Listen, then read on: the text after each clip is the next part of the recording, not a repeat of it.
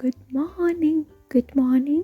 आज 3 जनवरी की शुरुआत हो चुकी है। टाइम हुआ था 3:39 जब सुबह की शुरुआत हुई। उसके बाद थोड़े से मेडिटेशन के बाद 3:50 हो चुके हैं। यहाँ पे भूतिया नज़ारा आपको दिख रहा होगा, उसके लिए खेद है क्योंकि सभी सो रहे हैं।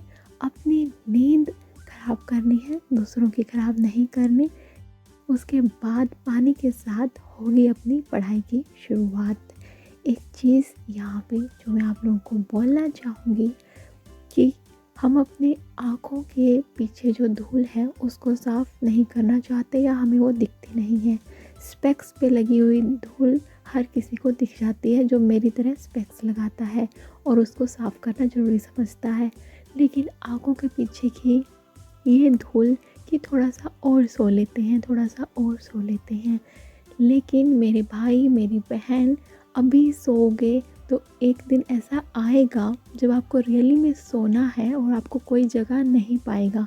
इसलिए बेटर है कि जब भी आप जागे हुए हो तो जागते ही रहो। सोना है 6 आवर्स, उसमें नींद बहुत अच्छे से कंप्लीट हो जाती है।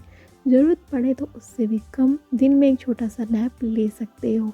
हैबिट ये धीरे धीरे हो जाएगी और फिर हम अपनी पढ़ाई की शुरुआत करते हैं। एक चीज़ मैं यहाँ पे बोलना चाहूँगी कि आई नो मैं क्या कर रही हूँ। आई नो कि मैं पढ़ाई यूपीएससी की तैयारी के साथ साथ व्लॉग बना रही हूँ। यूपीएससी की तैयारी करना अपने आप में सच्ची में एक स्ट्रगल वाली लाइफ होती है और वो भी जॉब के साथ। अभी जॉब आपको नहीं दिखेगी क्योंकि मैं अभी मदर-इन-लॉ के यहाँ पे आई हूँ, उनकी तबीयत ठीक नहीं थी इसलिए। और उसके बाद मैं कंटिन्यू करूँगी अपनी जॉब जो कि वर्क फ्रॉम होम है। और मैं ये मेरा मोटो है कि अगर हम नहीं क्लियर कर पाते तो भी मैं इसी मुस्कान के साथ आपको मिलने वाली हूँ और हर किसी को ऐसा ही करना चाहिए। अगर हम क्लियर नहीं कर पा रहे तो लाइफ में बहुत कुछ है, लेकिन जो भी मेरा टाइम है मैं उसको यूटिलाइज़ करना चाहती हूँ हर तरीके में। चाहे वो अपनी जॉब हो, अपने फैमिली को टाइम देना हो, अपने यूपीएससी की तैयारी करना हो या फिर अपने व्लॉग्स बनाना हो। तो सब चीज़ों के साथ मैं मैनेज कर पा रही हूँ, इसलिए मैं ऐसा कर रही हूँ।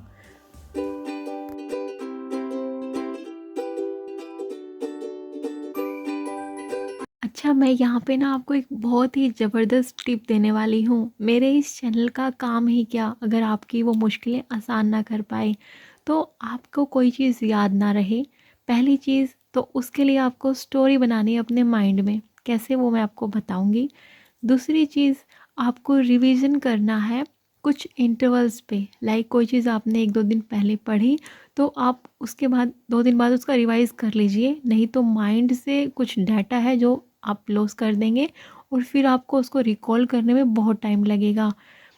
तो ये सेकंड चैप्टर है क्लास साइंस का। और एक बहुत इंटरेस्टिंग बात ये है कि मुझे क्या याद करना है, मुझे याद करना है कि जो ये स्टार्च होता है इसको हम कार्बोहाइड्रेट्स बोलते हैं, यानी कि CH। और कौन सा कार्बोहाइड्रेट? पॉलीसैकेराइड। अब इसको हम याद कैसे रखेंगे? पॉलीसैकेराइड होता है, पॉली मतलब मैनी, सैकेराइड मतलब शुगर। ओके, तो हम ऐसे याद रखेंगे शुगर। जैसे कोई शुगर का मरीज़ है तो उसको ना डॉक्टर आलू बंद कर देता है और रियली में ऐसा होता है। उसको आलू, चावल, स्वीट पोटैटो ये सब उसके बंद होते हैं। शुगर तो उसकी बंद होती ही है, जो रियल शुगर है जिसका नाम शुगर है वो तो बंद होती है। लेकिन ये चीज़ें क्यों बंद होती हैं? जैसे पोटैटो है, वो क्यों बंद किया भैया? क्योंकि पोटैटो इसलिए बंद किया क्योंकि पोटैटो में होता है स्टार्च, पोटैटो में होता है स्टार्च और स्टार्च हमारा होता है पॉलीसैकेराइड जिसमें होती है बहुत सारी शुगर। इसलिए जो शुगर वाले मरीज होते हैं उनका पोटैटो कर दिया जाता है बंद। ये थी मेरी स्टोरी जो कि रियल भी है और इससे हमें याद रहेगा कि स्टार्च जो है वो पॉलीसैकेराइड है। अब मैं ना आपको एक और इंटरेस्टिंग स्टोरी बताती हूँ ताकि आप भी अपनी अपनी स्टोरी बनाना सीख जाएं। और जैसे कि इस पिक्चर में आप देख रहे हैं, बॉय एंड अ गर्ल ये चेक कर रहे हैं कि जो हमारा फूड आइटम है उसमें स्टार्च अवेलेबल है या नहीं अवेलेबल है। तो मैं इसको ना अपनी स्टोरी बना के लूँगी। मैं सोचूँगी कि जैसे मैंने एक पोटैटो लिया है, मैंने उसको कट किया है, मेरे पास इतना टाइम नहीं है कि मैं रियल में ये सब करूँ, लेकिन मैं अपनी आइज़ क्लोज़ करके मैं स्टोरी बनाती हूँ कि मैंने एक पोटैटो लिया है, उसको कट किया है। मैंने साथ में ही I2 यानी कि आयोडीन लिया है, उसकी ड्रॉप्स मैंने 2-3 पोटैटो पे डाली। अगर पोटैटो का कलर होता है ब्लू या फिर ब्लैक, तो उस पोटैटो में क्या है, स्टार्च है, और पोटैटो में ऐसा होगा क्योंकि पोटैटो में स्टार्च होता है। तो अभी कोई भी क्वेश्चन आएगा कि कैसे हम चेक करें फूड आइटम में कि स्टार्च है या नहीं है, या फिर स्टार्च पता लगाने के लिए कौन सा कलर आना चाहिए या फिर कौन सा सॉल्यूशन मिलाना चाहिए, जैसे कि आयोडीन। तो वो चीज़ें माइंड में रहेंगी क्योंकि वो चीज़ें हमने एक स्टोरी बना के याद करी है, इसलिए माइंड में रहेंगी। तो स्टोरी बनाइए, खुद को रख के देखिए कि हाँ, हम ऐसा कर रहे हैं, ऐसा हो रहा है। तो वो चीज़ें यकीन मानिए आप 10 सालों तक भी नहीं भूलने वाले। चलिए मैं आपको एक लास्ट स्टोरी और सुना देती हूँ जो मैंने बनाई है प्रोटीन के टेस्ट के लिए। जैसे कि मैं ये समझती हूँ, जैसे कि बॉय है, ये टेस्ट कर रहा है कि मेरा एक 5 साल का बेटा है, वो प्रोटीन वाली चीज़ें ना बहुत कम खाता है। हम उसके पीछे लगे रहते हैं खिलाने के लिए, जैसे कि दालें वो बहुत कम खाता है। तो उसका जो फेवरेट कलर है ना वो पर्पल है। तो नेक्स्ट टाइम मुझे उसको जब दाल खिलानी होगी तो मैं उसको ये स्टोरी सुनाने वाली हूँ कि आप दाल लीजिए, दाल में थोड़ा-सा डालना है आपको कॉपर सल्फेट यानी कि CuSO4, और आपको डालना है caustic soda NaOH, sodium hydroxide. इसकी 2 बूँदें, इसकी 10 बूँदें, या फिर हम उसको समझाएँगे लिटिल ड्रॉप्स करके कि आपको डालनी है। और आपकी दालों का कलर अगर पर्पल हो जाता है तो आपकी दाल में प्रोटीन है और पर्पल उसका फेवरेट है। मेबी उस दाल को देख के कि हम मेरा कलर पर्पल जो है फेवरेट यहाँ पे आ गया, तो वो दालें खाना शुरू कर दे। ये जस्ट मैं इमेजिनेशन कर रही हूँ, लेकिन आने वाले टाइम में जब भी मुझे टाइम मिलेगा मैं उसको ये चीज़ें करके दिखाऊंगी ताकि वो भी ये रियल लाइफ एक्सपीरियंस कर पाए।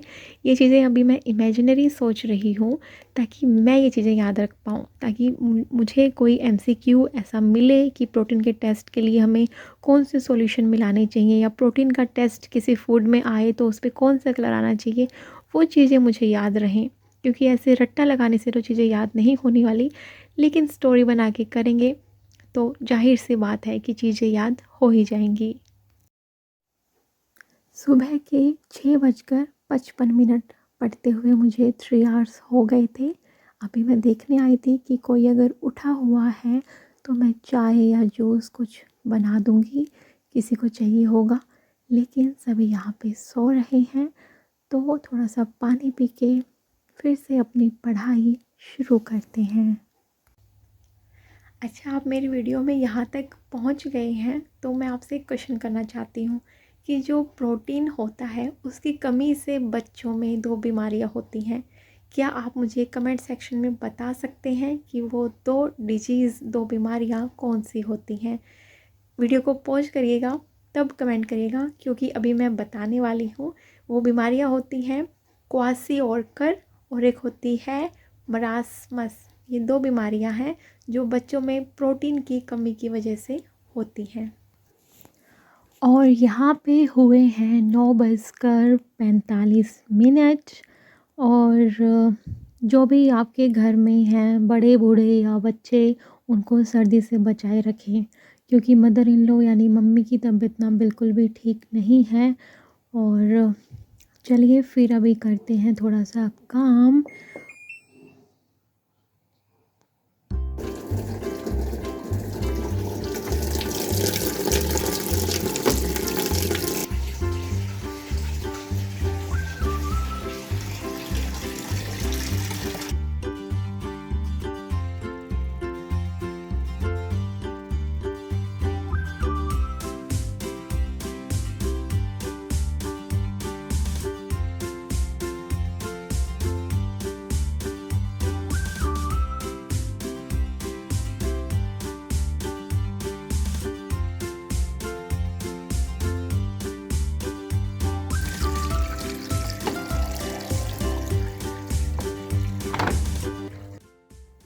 अगर आप डेली की सब्जियां खा के उब चुके हैं ना, देन ट्राई दिस वन। बहुत ही सिंपल सी रेसिपी बताऊंगी। इसके लिए हमें चाहिए onion, green chilli, coriander leaves, garlic और टमाटोज़ और कुछ salt as per your taste. लेकिन हमें ये बनाना है मॉर्टर और पेसल में, बहुत ही स्वादिष्ट बनेगा। Just trust me and try this one. Mixer grinder में मत बनाना, इसी तरीके से बनाना और बाद में अपने स्वादानुसार इसमें डाल देना नमक। And try this one and thanks me later. बहुत ही यम्मी बनता है। इसको रोटी, पराठे, किसी भी चीज़ के साथ आप खा सकते हैं। और साथ में आपको चाहिए जैसे गांव में बनता है ना बटर मिल्क, यानी कि जो लस्सी होती है, वो रेड वाला जो छाछ होता है ना, बहुत ही टेस्टी लगता है। यहाँ पे एक भैया दे के जाते हैं, गांव से आते हैं और 10 रुपये में बहुत सारी लस्सी दे के जाते हैं। यहाँ पे टाइम हुआ 10:23 और मैं बैठी हूँ मदर इन लॉ के पास में। यहाँ पे मैं ये कहना चाहूँगी कि अच्छा नहीं लगता है जब कोई अपना बीमार होता है और बस एक भावना जो बच्चों में भी हमें पैदा करनी चाहिए कि कैसे अपने बड़ों का, अपनों का ख्याल रखना चाहिए। और आयुष बच्चा है अभी, लेकिन अभी से समझाएंगे तभी वो समझेगा।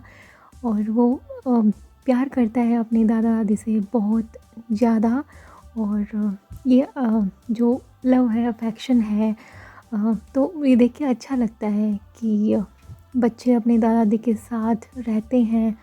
और एक वो गाना भी है ना बड़ा फेमस, मुझे बड़ा अच्छा लगता है कि जो बचपन के साथ बुढ़ापा खेलता है, ऐसा समथिंग। तो अभी यहाँ पे 12:20 हुए, सारा काम ख़त्म करके ब्रेकफास्ट वगैरह करके आ चुके हैं फिर से पढ़ाई के लिए, रिवीजन करके और अपने नेक्स्ट पड़ाव की तरफ बढ़ते हुए। साथ साथ में रिवीजन भी बहुत ज़्यादा ज़रूरी है, वो भी हमें करना चाहिए।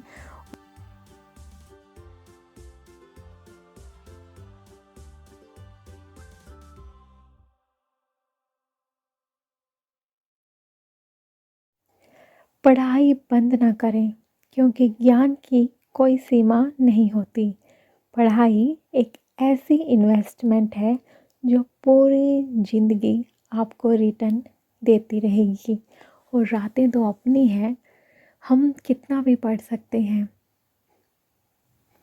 जिनके पास ये बहाने हैं कि दिन में काम बहुत ज़्यादा है, जॉब भी है, कैसे पढ़ाई करें, बच्चा भी है, तो रातें तो अपनी है ना, हम रातों को पढ़ाई कर सकते हैं ना।